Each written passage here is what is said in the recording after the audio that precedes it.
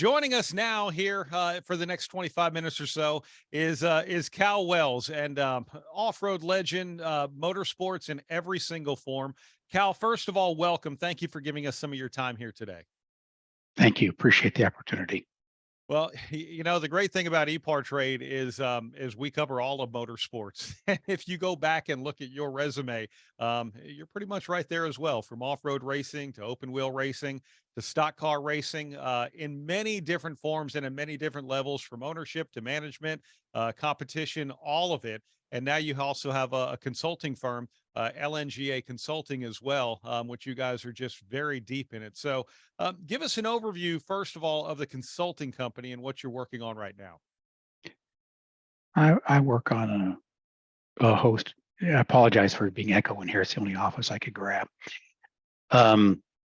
I work well, my main client is Toyota Racing Development.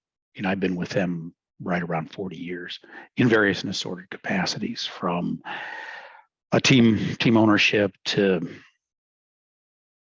just a host of different things. And then I have some other clients that I've done some work for and continue to, whether that be an off-road.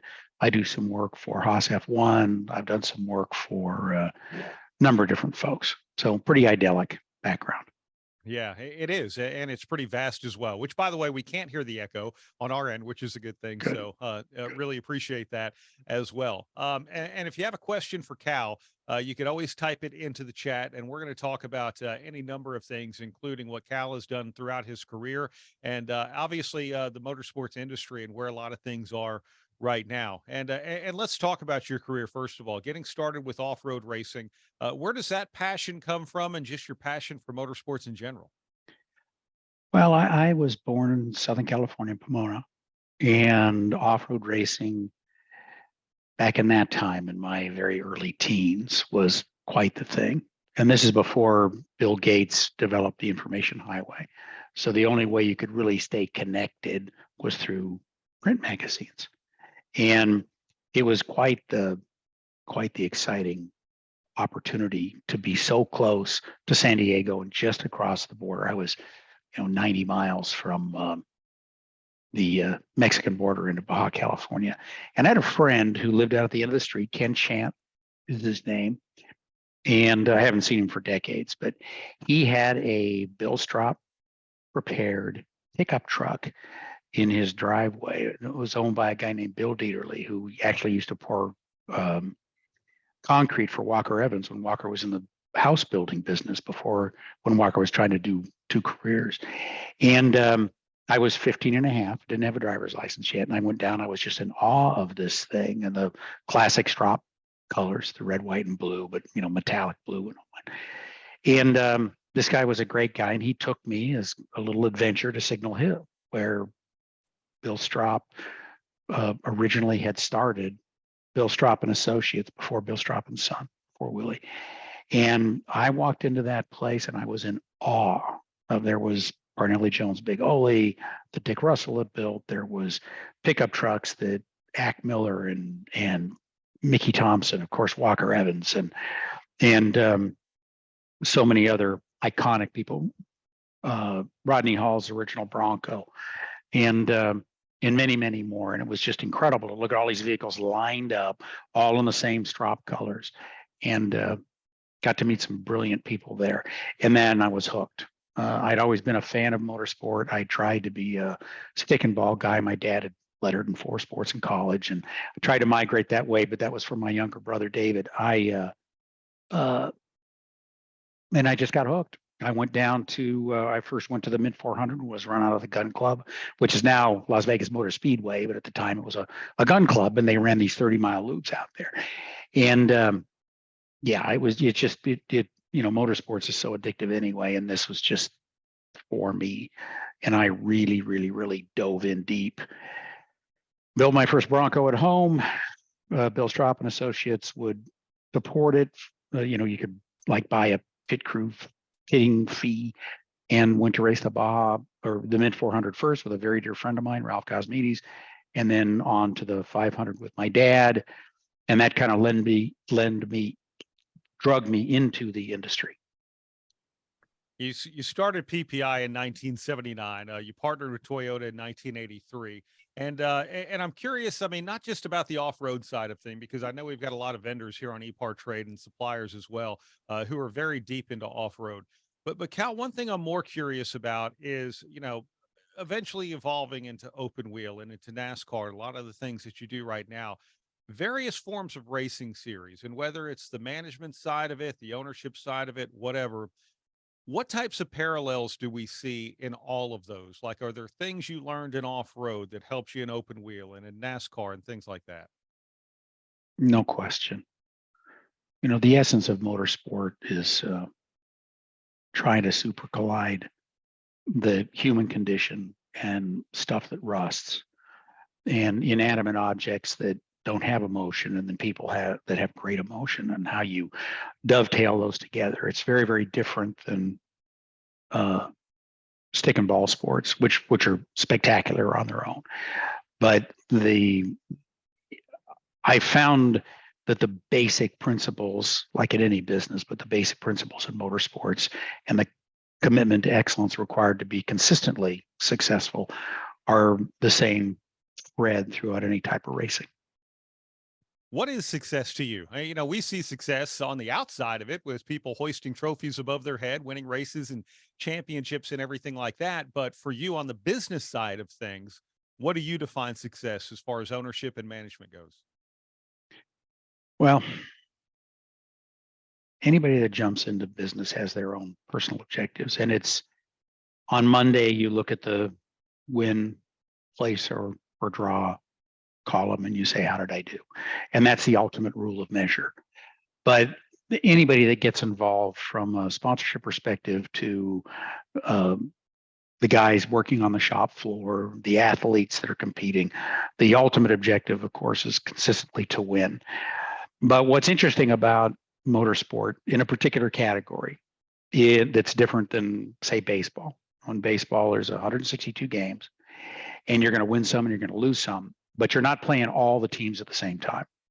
In motorsport, again, in a particular category, you are racing against all those teams on that day, and there's only one winner, and it makes it very, very hard to achieve consistent success, particularly when you try and build an arc of defining what, where would I define success.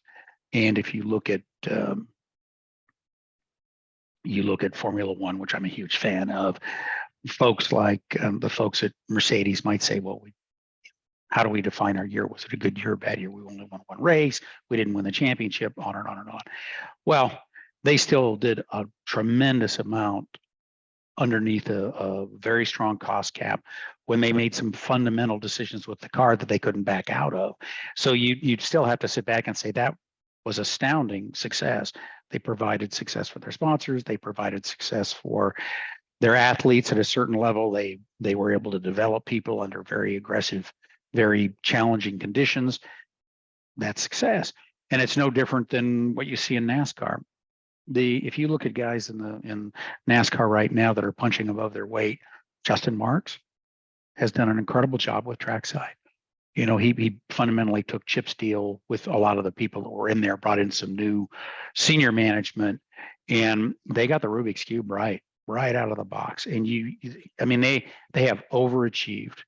To end up where they did in the championship is incredible. One of your earlier speakers, Mike Beam, and he and I have worked together in the past. Wonderful guy. When you look at Maury Gallagher's GMS's first jump into Cup to win a race the very first year, we knew the athlete had the capability, but the team to be able to come out and consistently compete in the top 10, that is real success. Even though they didn't win the championship, even though they're not Penske Racing, again, you'd have to define that as success. So honestly, it just depends on when you set out your own personal goals and then your own corporate goals from any aspect, any part of the racing that you touch, that's ultimately how you're going to define success. And, for me, that everybody can get through a season safely, from the race car drivers to the truck drivers and anywhere in between. And then you've been able to provide a modicum of respectable contribution to what your commitments are, that you have to fall back on that as the ultimate success. It's interesting. We have a question from the chat, and I'm going to kind of expand on it a little bit, but I want to ask the specific question and jump off from there. It says, "Hi Cal, big fan since the '90s PPI days. You helped elevate off-road racing and were pivotal in creating the golden age when all of the OEMs were involved. Do you think we'll ever see that in off-road racing again?" And answer that if you would, but I'd also like to expand that to other forms of motorsports as well. As it relates specifically to off-road, the only challenge that is keeping off-road, this is Cal's belief, this is my opinion. The only thing that's keeping off-road from having 6 to 8 full-time manufacturers is that the sanctioning infrastructure is so fragmented. From Score International to King of the Hammers to the Mint 400 group, the Martellis, to Best in the Desert, you're competing not only for sponsored dollars, but for participants. And so you can have an underlying product sponsor like Michelin, BF Goodrich, that can compete everywhere. Even they have to sort onto what's most important to them. And that's the only thing. If you had one sanctioning organization like we do in IndyCar, like we do in NASCAR, you'd have, it's such a fabulous way to market. And there are guys like the Martellis, like Dave Cole at King of the Hammers, and Roger Norman, who owns Score, is doing a real good job of bringing that forward, along with competitors like Steve Menzies, whose son Bryce is very successful. They're putting a tremendous amount of effort into connectivity so that you can reach out and actually be connected. And when you look at some of the numbers, they're incredible. So as far as selling tires or marketing tires and pickup trucks and utility vehicles, it's hard to find a better platform. It really is. But when you're competing for the participant and you're competing for the sponsor dollars and you're competing for airtime and it becomes really tough. And that would be, if I were, if I could wave a magic wand, it would be to have one consolidated group that had a quality series of, call it 6 events, because it takes a long time to prep those trucks. So say 6 events that were really the creme de la creme. That is what would ultimately make it a more of a destination point for manufacturers, much like it was back in the day when, again, we didn't have the information highway. So if you were going to promote, you had to self-promote, and participating in Baja was a great way to do it. As it relates to manufacturers involved in other motorsport, Lord knows we're seeing that in Formula One. They're balancing the burning of eco fuels and regenerative power is really seems to be the right mix. It was very expensive to start with, but they've done some good job in adjusting the rules, I think, and got rid of the $40 million turbochargers. And they've done a nice job of, now, when you look at the rules for 2026, it's very inviting for manufacturers, and it provides a solid green message of trying to ultimately become carbon neutral. The NASCAR has worked diligently. Gosh, Steve Phelps and O'Donnell and that group has worked passionately to bring in other manufacturers, and I think ultimately they'll be successful. They're just in a little bit different place from a transitional perspective as it relates to fossil fuels versus some combination thereof, which it's a journey, and you have to have some patience. IndyCar, same thing. They provide a really nice value for their manufacturers. It's the stair step in that's transitional and a little challenging in getting manufacturers to jump in, but I think they'll be successful at it. Yeah, how hard is it right now? I mean, because really, just in our generation, we're at a big transitional point with a lot of the TV commercials I see right now are for any manufacturer's electric brand, and we've seen hybrid technology for a while, but I mean, when we see all electric F-150s and other manufacturers like Volkswagen to GM to whatever it might be, electrification of our automobiles is a big thing, and we've always said in motorsports, hey, this is a win on Sunday, sell on Monday type of proposition. How hard is this transition going to be? For the industry, for the industry in general, because on the, on the one side, look, we're used to seeing, big gas guzzling race cars that go really, really fast and make a lot of noise, and that's really cool.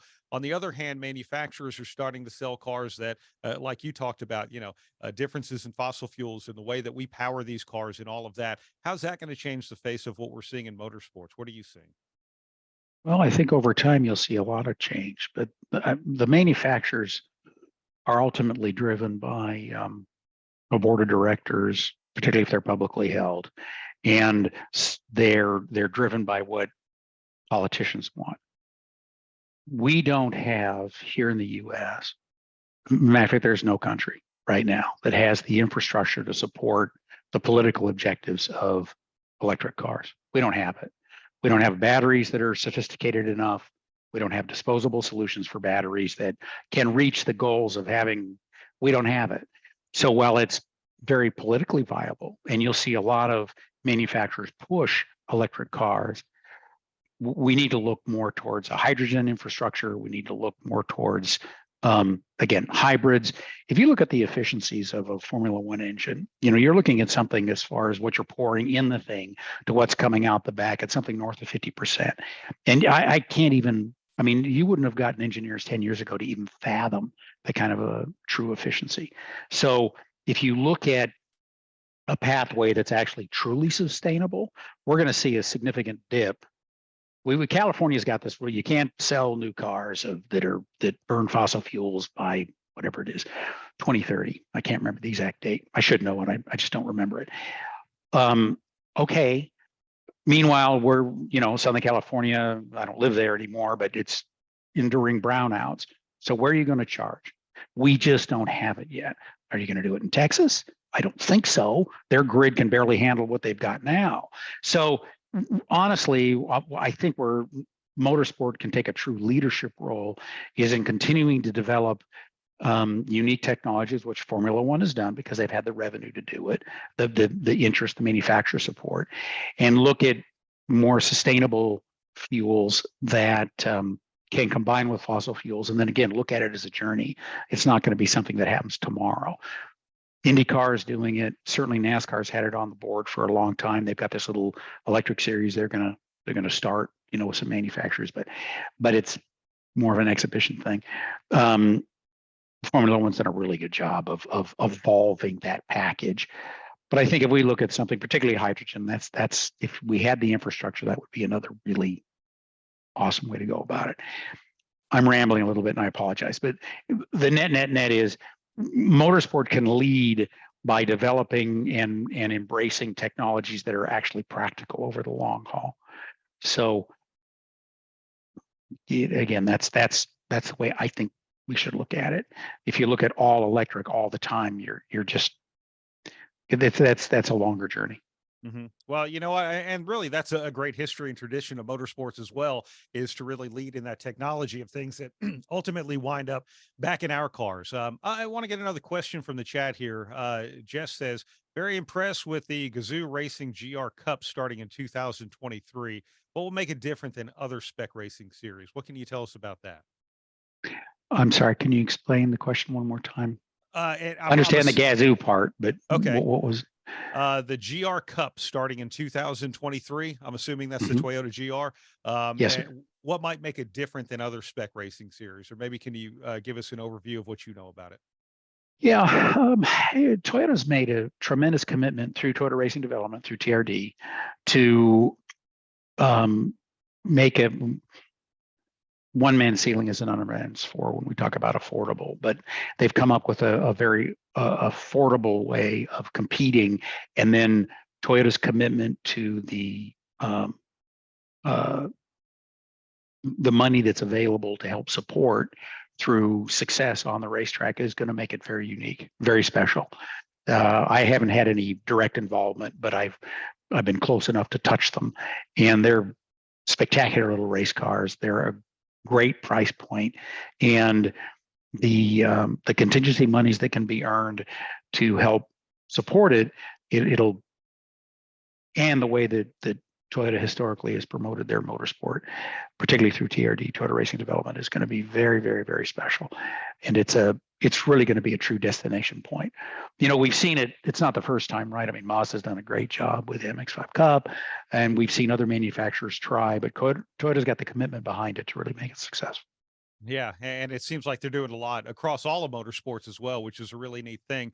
Cal, Yeah. when it comes to your current work and everything that you're doing, you mentioned you back with Toyota, a great long history with them, and they are deeply involved in so many different forms of motorsports right now. But as far as we talked about manufacturer support just a short while ago, but as far as where we are headed right now with motorsports, from the spectator side to what's important to owners and what's going to keep their business fluid throughout the future of what we see right now. What's important on that side?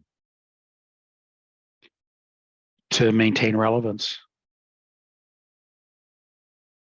as we spoke about before, I think the hybridization, greener fuels, relevance that keeps beyond the marketing side, where politically as well as competitively manufacturers can involve and capture the interest and excitement of the general public, who of course is their buyer, and at the same time show some sort of social responsibility, is where we'll see manufacturer involvement in motorsport continue to grow. And sometimes there's this panic about, we need 10 manufacturers involved right now. Motorsport requires a significant investment. It's cost-effective investment. As Toyota has proven, the return on investment in motorsport is immeasurable. It is so spectacular. But you have to understand what to do with it, and that's what Toyota does such a great job with. And you see that same thing with Honda. You see that same thing with Mercedes. You see it with Ford. Multiple manufacturers that really know how to embrace their customer base. But ultimately, to show relevance, understanding it's a journey, will only bring more manufacturers in.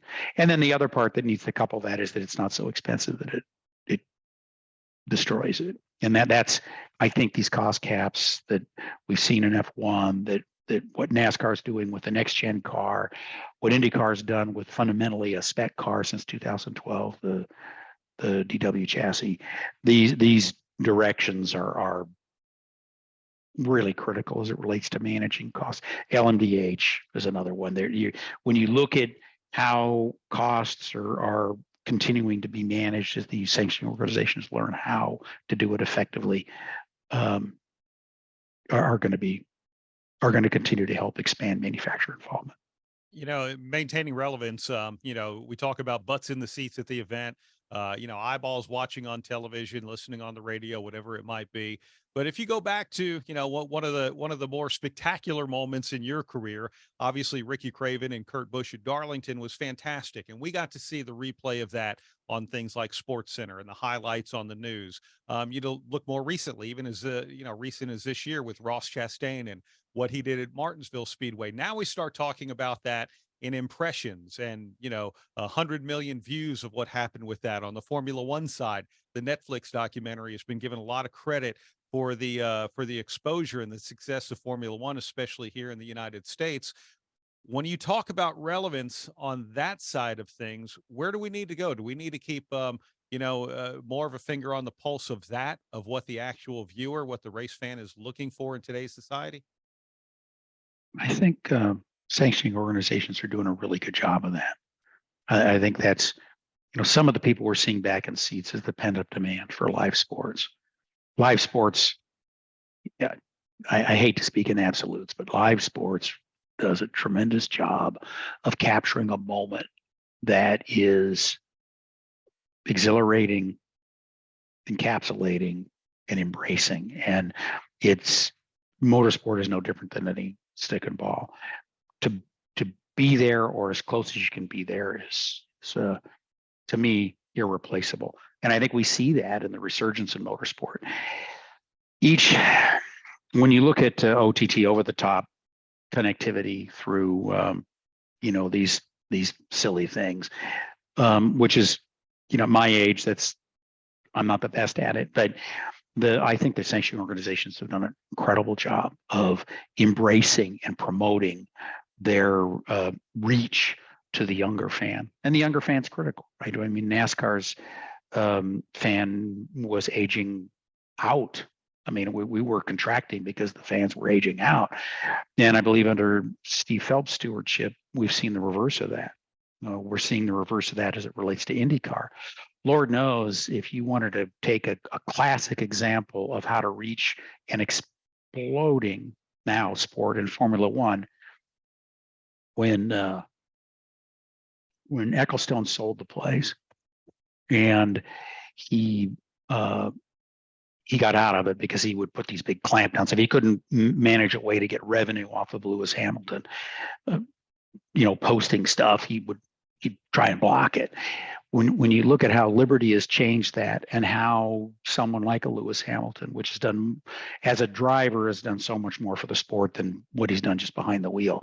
If you look at how he's promoted the sport and how his organization has, and the connectivity that he's brought to that sport, couple it with something like Netflix, and you've got an incredible amount of inertia.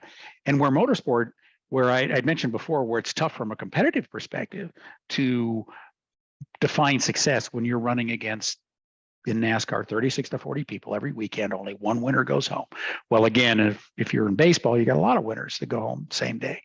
So because there's so many different games, you're only playing one person, and you can study that person, not all 36. Well, but the positive side of that is it's very exclusive. In Formula One, there's 20 guys and there's 10 teams. In NASCAR, there's 36 cars. And the franchising is a little different in NASCAR, right? Because there's 4-car teams and so on and so forth. But when you look at that and you say, that's where our real opportunity is. We can be so much more focused on the athletes and the teams, because the exclusivity is so special. So anyway, that's no, that's wonderful, and we thank you a lot. Cal, your consulting firm, LNGA Consulting, as you mentioned, you're doing a lot with TRD. If people want to get in touch with you, if they're looking for your expertise, which is very deep in motorsports as well, how do they get a hold of you? Well, either through my website, which is LNGA.consulting.com, I think. I don't know. I don't go to it very often. LNGA stands for Life's Next Great Adventure. And the whole idea when I started it was to look at what is always the next thing. How do you look over the curvature of the earth and try and say, hey, what's out there? And so that's it. That would be the best way. There's ways to link through to me. Well, thank you for being a part of Race Industry Week. We really appreciate it. Oh, thank you. Appreciate the opportunity. Could sit here all day. Really enjoy it. Registering on EPARTRADE is easy. To start, click on the Join for Free button on the homepage. First, search your company to see if it's already in our database. If you see your company on the list, click on it to select it. Then, choose Claim Company if you are one of the decision makers, an owner, marketing person, or main company contact. Or choose Join Company if you are an employee, and press Continue. If you couldn't find your company in our database, select Register a New Company. On the following page, fill out your name, email, phone number, job title, and choose a secure password. If you chose Register a New Company, you'll need to choose your business type. Select Supplier if you're looking to display products or services and connect with buyers. Choose Racing Business if you're looking to source new parts and connect with suppliers. Choose Race Team if you own or are a member of a professional race team. Then, enter your company name. Please provide a website, Facebook page, or LinkedIn if you have one, and choose to either claim or join the company. You can view and agree to our terms of use here. If you'd like to receive our weekly newsletter, choose Accept. Finally, click Register Now and your registration will be submitted for approval. An email will be sent to your inbox. Please confirm your email address and you will be approved shortly. Welcome to EPARTRADE.